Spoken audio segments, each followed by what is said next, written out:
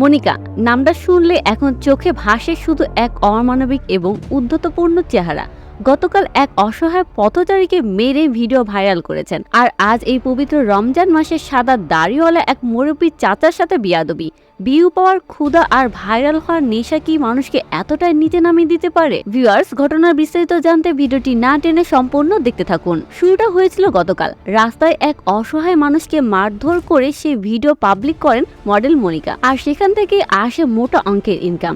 আর এই টাকার লোভে আবারও আজ রাস্তায় নামেন তিনি ভিডিও করার নেশায়। কিন্তু বাদ সাজেন এক প্রতিবাদী মুরব্বী চাচা। এই রোজা রমজানের পবিত্র দিনে রাস্তার উপরে মনিকার এমন নোংরামি নাটক দেখে সহ্য করতে পারেননি চাচা। তিনি তাকে সেখান থেকে সরে যেতে বলেন, কিন্তু যার মাথায় ডলার কামানোর নেশা সে কি আর সহজে যায়? চাচা তখন নিরুপায় হয়ে রাস্তা পরিষ্কার করতে পানি মারেন, আর তখনই বেরিয়ে আসে মনিকার আসল রূপ। পানি ছিটানো মাত্রই বাঘিনীর মতো মুরব্বী চাচার দিকে তেড়ে যান মনিকা। আঙ্গুল উঁচু করে বুক ফুলে চিৎকার করে বলে, এত সাহস কোথায় পাও? একটা মেয়ের গায়ে পানি মারো? তো ভিউয়ার্স, ভাবুন একবার, যে বয়সে বাবাকে সম্মান করার কথা সেই বয়সে একজন মানুষের দিকে তেড়ে যাচ্ছেন এই তথাকথিত মডেল। আপনার গায়ে তো পানি লাগেনি, তাতে আপনার ইগো তো লেগে গেছে, কিন্তু আপনার এই বেয়াদবি যে ওই বৃদ্ধ মানুষটার আত্মসম্মানে কতটা লেগেছে সেটি কি একবার ভেবেছেন? ভিউয়ার্স, মনিকার এই ব্যবহার নিয়ে আপনার মতামত কি কমেন্টে জানাতে ভুলবেন না। আর বিনোদন জগতের সকল আপডেট পেতে সাবস্ক্রাইব করুন আমাদের চ্যানেল স্টার গল্প বাংলা।